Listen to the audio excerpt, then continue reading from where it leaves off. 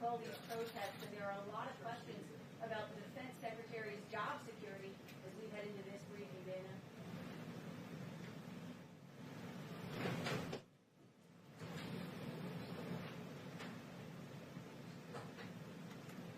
Thank you.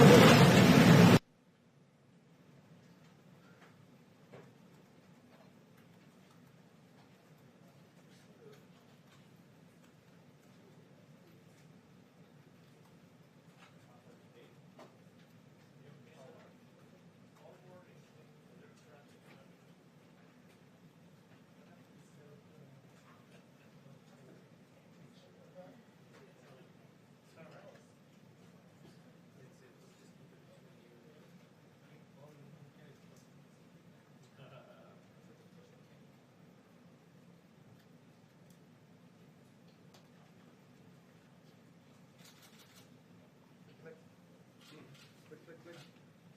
Who's far enough? No 2 minutes yet.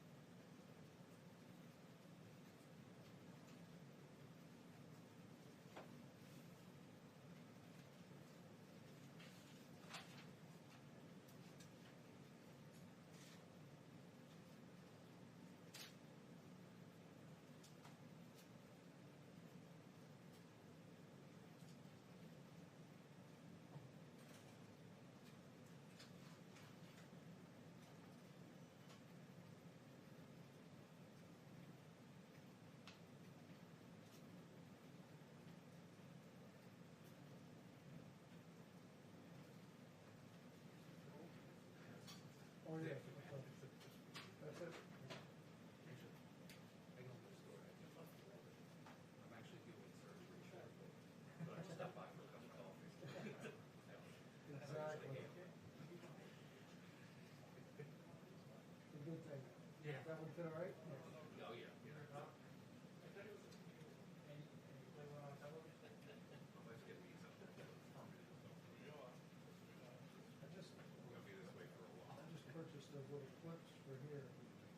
They're been down to use.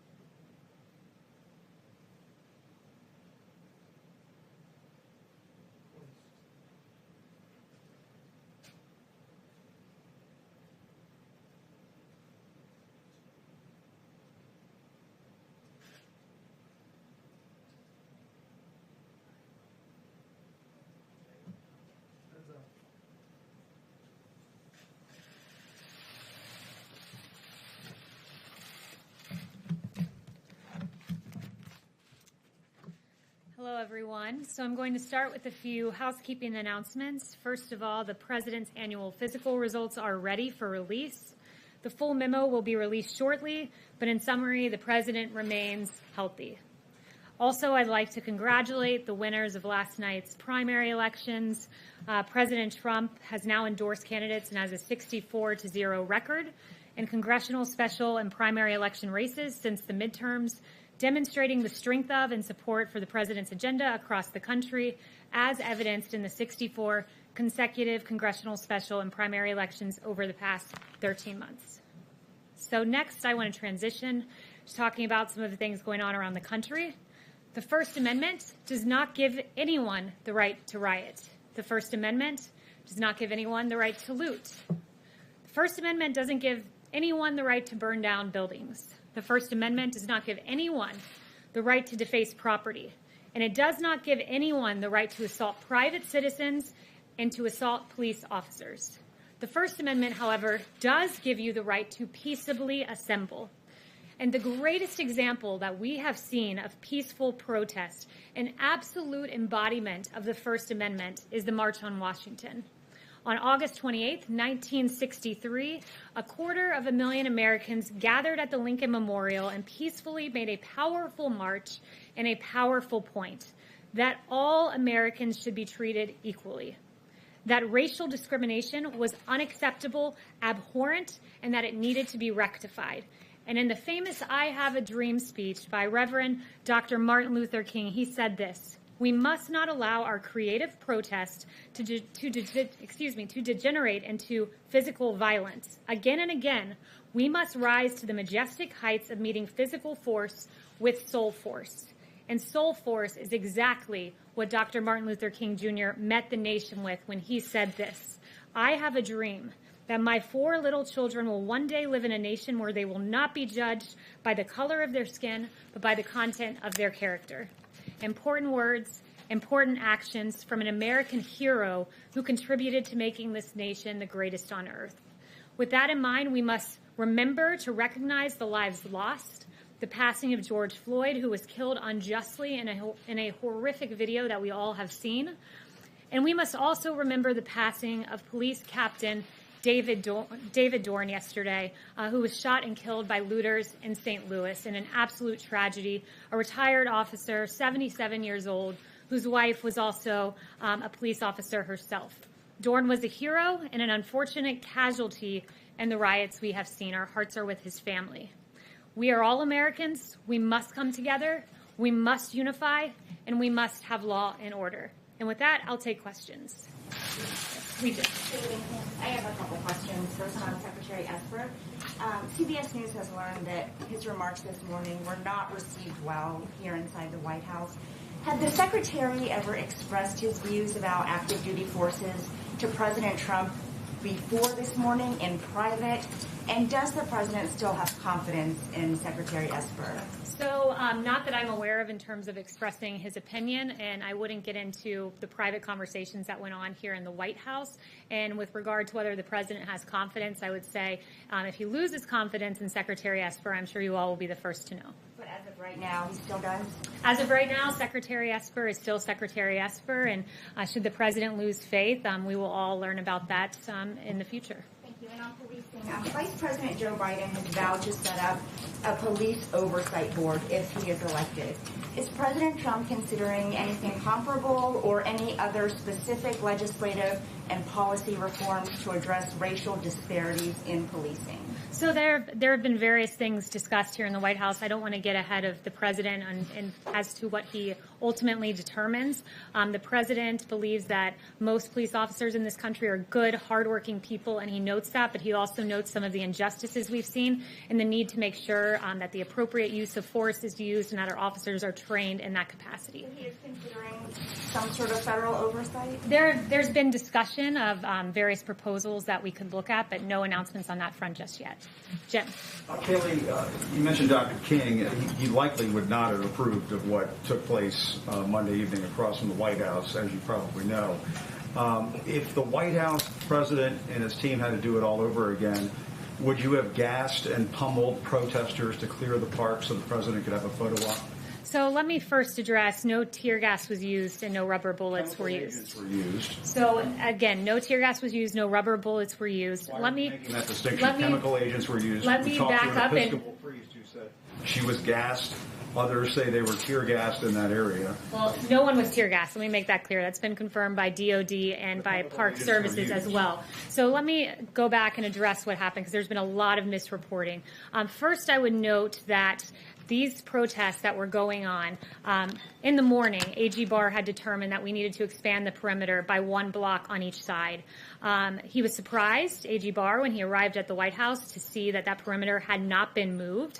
So he said that we needed to get going with moving that perimeter. He told the officers that out there. That was late afternoon. So that decision was made in the morning, first of all. The protesters were told 3 times over loudspeaker that they needed to move. And what happened was it grew increasingly unruly. There were projectiles being thrown at officers. Frozen water bottles were being thrown at officers. Various other projectiles. And the officers had no other choice than in that moment to act and make sure that they were safe and that the perimeter was pushed back because, as we all know, a church was burning in that very area the night before. So the appropriate action was taken. It was burning the night before, which enforced the decision to move the perimeter on each side by a block so that church would no longer be in harm's way by the rioters. But it's absolutely uncalled for to throw bricks, absolutely uncalled for to throw water bottles that are frozen at police officers. Don't you agree, Kayleigh, that the vast majority of those protesters were doing so peacefully and that many of them did not hear those warnings and were simply just pushed out of the way, just forced out, tumbled out of the way by their fellow Americans, police officers? You sent in members of the military to deal with this. I mean, what do you say to Americans who look at what happened on Monday and find that to be appalling? Well, let me note the National Guard was utilized across Washington, D.C. The military was not. There is a distinction, and I would say that it is uncalled for to throw bricks at officers, uncalled for to throw frozen water bottles at officers. And they also had received intelligence that there were calls for violence against police officers, and they found caches of glass bottles, baseball bats, and metal poles hidden along the streets. When an officer is at risk, they have the right to defend themselves. They did so peaceably. There were no fatalities, no severe injuries. You do it again. To protect the lives of officers, they have a right to defend and to protect themselves. And Next question. I think Sarah used to always joke about 2-question Tuesday. I think sometimes I get 4 or 5 question Wednesday.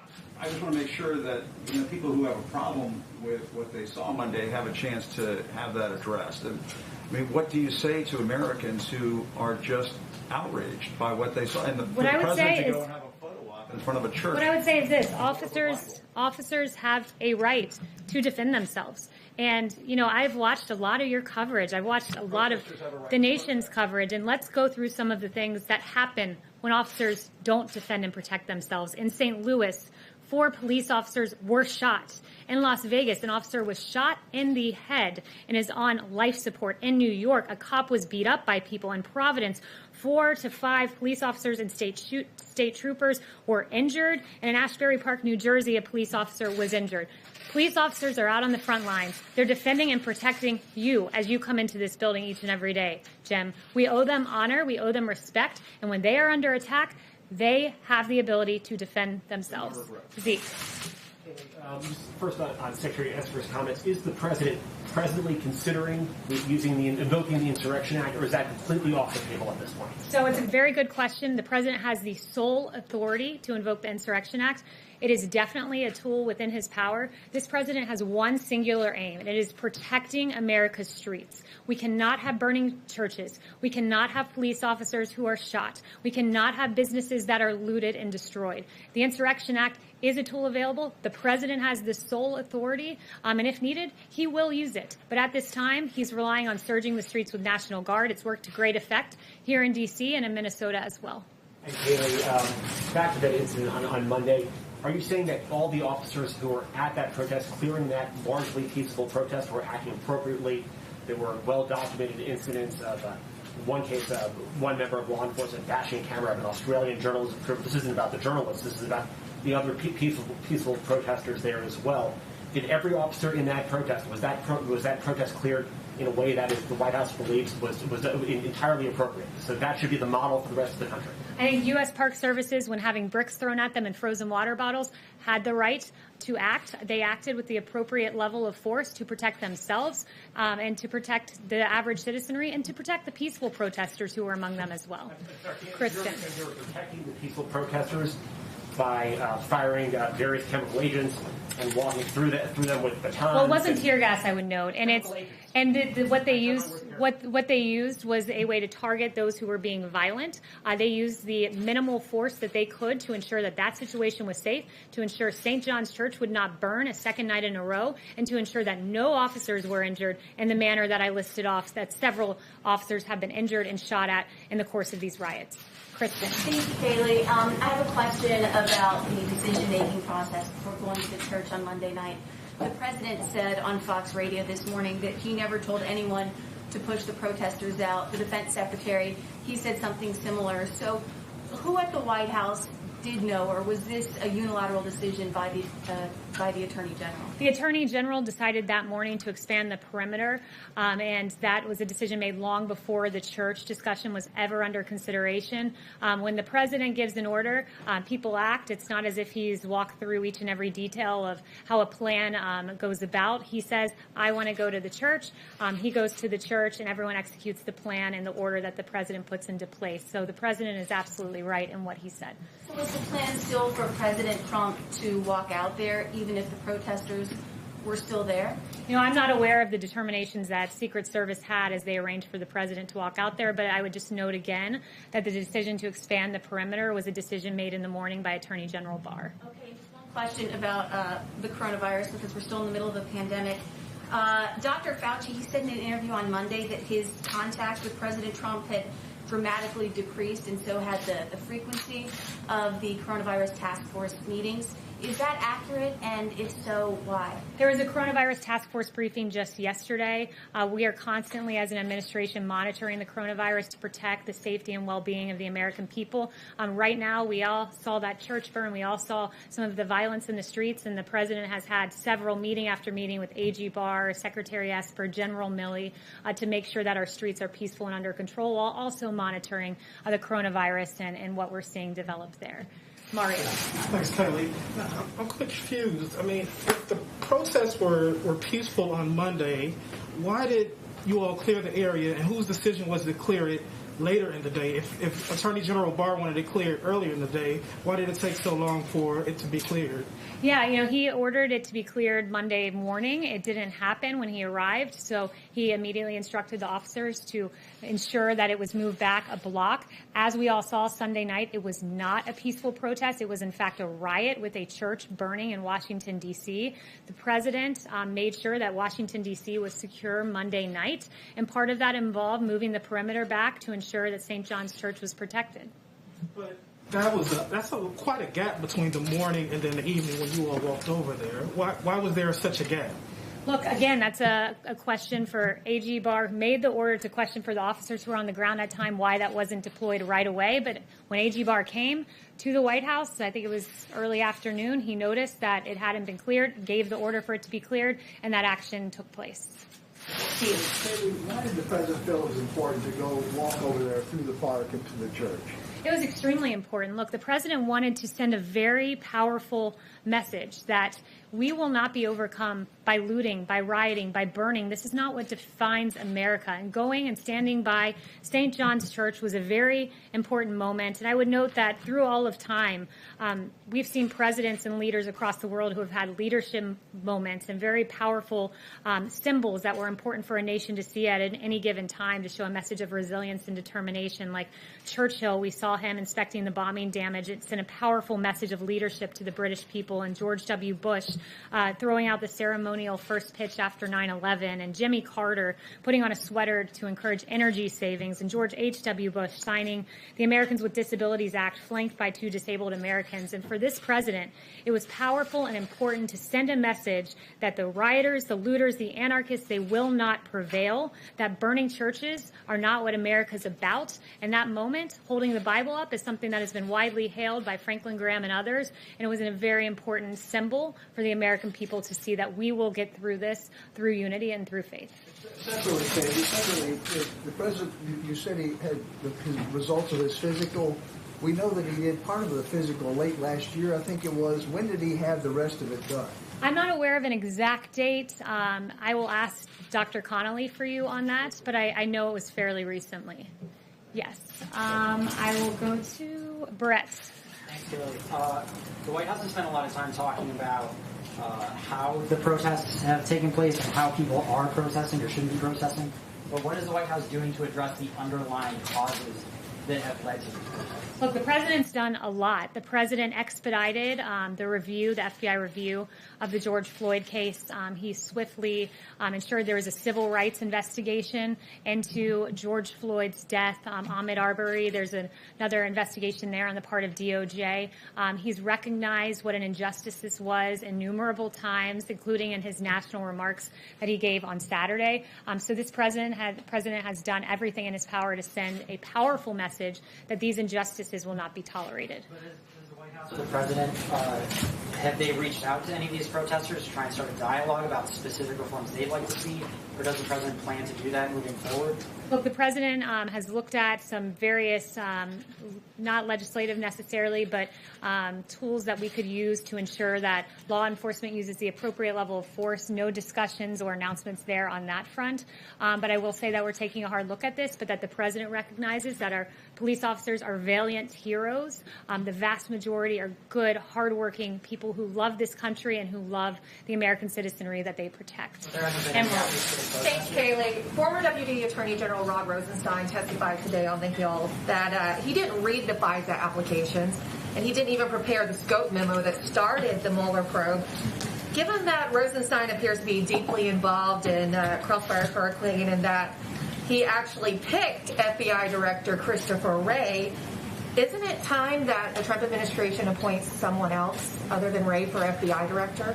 Look, I have no announcements on that front, but what I will say with regard to the Rosenstein testimony is he said there was no there, and he now agrees with that text by Peter Strzok, who, obviously had no information of Russian collusion, but nevertheless strung us through this investigation. And you have Rosenstein, who, again, it's quite befuddling, said he wouldn't have signed off on the Carter Page FISA warrant that has his name on it. His name's signed on a FISA warrant to spy on the Trump campaign, that he wouldn't have signed off on that. Not only that, he wasn't sure that he read every page of it. It's a pretty grave thing to spy on an American citizen, to violate their Fourth Amendment rights, to not have a basis to do so, and to rely on a Russian dossier full of lies as the justification.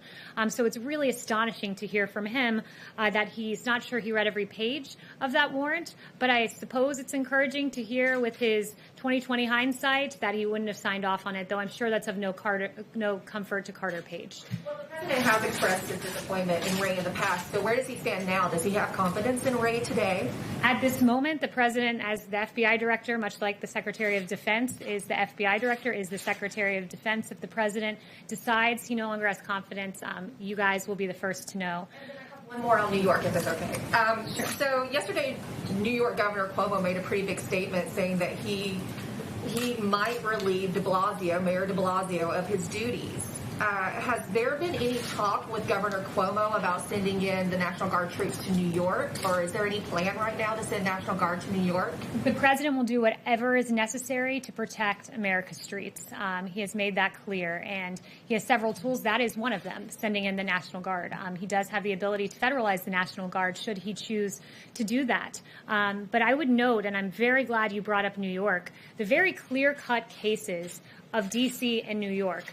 D.C. was in chaos on Sunday night when you saw the burning of the church, when Mayor Bowser did not set the curfew as she had it at 11 p.m. The president said this is unacceptable. He's always preferred devolving to the states. They have the police power. It's their responsibility to protect the streets. But when the president saw that on Sunday night, he took action immediately. He surged the National Guard, encouraged states to accept their National Guard. He went on and on with several various actions. He gave a very powerful speech saying, if you don't act, I will. He noted that the military would be on hand should it be necessary. His bold action, his swift action, made D.C. a much different story Monday night. And contrasting the images of D.C. on Monday night and New York on Monday night, where there was rampant looting looting, where we saw Macy's department store looted, Coach store looted, violence in the streets. New York acted in a way that was inappropriate. They didn't deploy the National Guard. They set an 11 p.m. curfew, even after they saw the disastrous results of Mayor Bowser's 11 p.m. curfew. And the president said, I will call Antifa a domestic terrorist group. What was New York doing? New York was arresting people on burglary charges and then releasing 500 individuals after they had arrested them. So the weak-kneed policies of New York stand in stark contrast to the law and order policies of this president that has succeeded in securing this city, as we've seen the last two nights. Next, then we'll go to Lachlan. Thank you, Kayleigh. Putting aside the conduct of individual officers, does the president believe that there's a systemic bias in American law enforcement against African Americans? The president believes that there are injustices, and he has pointed them out, and he has not hesitated in pointing out injustices, going back to his time as a primary candidate when he called Sandra Bland and the use of force against her in the video that we all saw terrible. He did not hesitate when he saw the video of George Floyd. He was really upset by that video, as I noted. We've got the civil rights investigation into Ahmaud Arbery. He points out injustices, but he also notes this, that our police officers are good people. I've seen them out there on the streets protecting people. I've played the videos for you of the police embracing protesters, standing with the protesters. They're good, hardworking people. They protect our streets. That is what law enforcement is about. But at the same time, the president will note and he will call out injustices. And this is a president who's not hesitated in doing that when the time was right. Individual actions, but does he believe that the problem is systemic and endemic to American law enforcement? The president believes there are some examples of injustices. He calls them out. This is a president who, when Democrats for so many years talked about criminal justice reform and the disparities, the racial disparities in sentencing, President Obama didn't do that. Guess who fixed that? It was President Trump with the First Step Act, who engaged in sentencing reform and who really rectified some of the disparities we saw there. So, I think Democrats, others, Republicans should hail this president for calling out injustices when he sees them, either in a case-by-case basis or in the form of the First Step Act, where he noted the disparity in sentencing reforms. Josh. There's been a number of explanations on the clearing the park. One, that there was an attempt to enforce curfew. Another, that there was violent protesters from the park police. DOJ saying that it was previously going to be done anyway. Can you explain to us what the reason from the White House's perspective was for clearing the park? Why the White House wanted it done? So it wasn't the White House. As I said, it was AG Barr who expanded it was AG Barr who said the perimeter needed to be expanded 1 block each way because we were not going to see the church burn another night. I've already gone through in meticulous detail with my friend Jim here how it came about that perimeter was eventually moved, and I'm not going to repeat myself again. So that would have been done anyway, even if there would not have been violent protesters, that would have happened? No, there were 3 announcements. So if the protesters had remained peaceful and had moved the perimeter as they were instructed to do, not 1, not 2, but 3 times via loudspeaker, it would have looked different. But when bricks are thrown, rest assured, officers will protect themselves. Chanel. The president said today that he went down to the basement to inspect it over the weekend. What was the point of the inspection? What was he looking for? Look, I won't go further than what the president has said because those are security matters, and I won't engage on that kind of discussion. Yes, Chanel. So going back to Rosenstein, what is the president's response to the fact that neither Rosenstein nor Christopher Wray seem willing to take responsibility for the illegal wiretapping that took place on the Trump campaign? I also have a question on the insurrection act. Yeah, I would say, look, the president is dismayed. This happened to the president's campaign.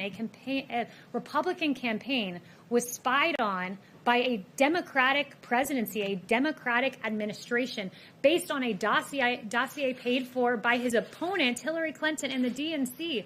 This is absolutely extraordinary. It is the biggest political scandal that we've seen. And the lack of journalistic curiosity on this front is appalling when you have multiple instances of people who were saying one thing under oath from the Obama administration and saying another thing in public, that they had direct evidence of Russian collusion. I mean, that's extraordinary. Adam Schiff, I've got direct evidence when in fact we know there was none in the Mueller report after spending millions of taxpayer dollars, totally and completely exonerated President Trump. It was a travesty, and we hope to get to the bottom of this because it should never be done again in American politics to any president of either political party. On the Insurrection Act, Secretary Esper this morning said that he opposes it. The last time it was used was 1992. How close is the White House to actually using the Insurrection Act? Is that a last resort measure, or is this a real possibility at this moment? Well, if you've noticed, the president has been going down a line of progression. And the first point was allow governors to do their job, allow mayors like Bill de Blasio to do their job, the police power, which is embedded in the 10th Amendment of this Constitution. That's how this country is supposed to work. Governor Cuomo is supposed to ensure that his state is protected. Mayor de Blasio is supposed to ensure that New York City is protected. They failed at their job. There was looting all across New York City. There were fires burning here in D.C. when Mayor Bowser was in control. So this president on Monday took definitive action with that speech saying, if necessary, the military is here. You must surge the National Guard. He took action, and he shored up and made sure that D.C. remained peaceful. So this president has gone and said the National Guard is the next step. That seemed to be working here in New York, in D.C. We'll see if it continues to work. But rest assured, he has the sole authority to invoke the Insurrection Act, and if necessary, he will do so to protect American citizens. One thing I really want to note, and I think it's so important to go back to this because I haven't seen a ton of coverage of it other than in a few places. And I started the briefing with this, and it's important. I just want to circle back and note Captain David Dorn, who lost his life in St. Louis, and he was killed by a looter. He served 38 years in the St. Louis Police Department. His wife, Ann, is a sergeant with the St. Louis Metropolitan Police Department. He is a hero. I also want to note, because there have been 45 officers lost in the line of duty this year, and my heart breaks for them. And as a new mom myself, my heart particularly breaks for two women in particular who I was reading about their stories today. Officer Breanne Leath of the Indianapolis Police Department. On April 9th, 2020, she was shot and killed. She survived by her 3-year-old son, her sister, and her parents. She was a National Guard veteran, and my heart breaks for the family of Officer Leath. And Officer Tiffany Victoria Enriquez of the Honolulu Police Department on January 19th, 2020. Officer Enriquez was shot and killed as well, leaving 3 daughters, 1 grandson, and she was a U.S. Air Force Reserve veteran. These are our heroes. Thank you so much to our officers who are protecting our streets. Many have been shot. Some have been killed. It's a travesty. And let us stand with law enforcement and recognize the huge contribution that they have made to our society and continue to do so each and every day. Thank you so much, guys. Who's command of the forces in Washington right now?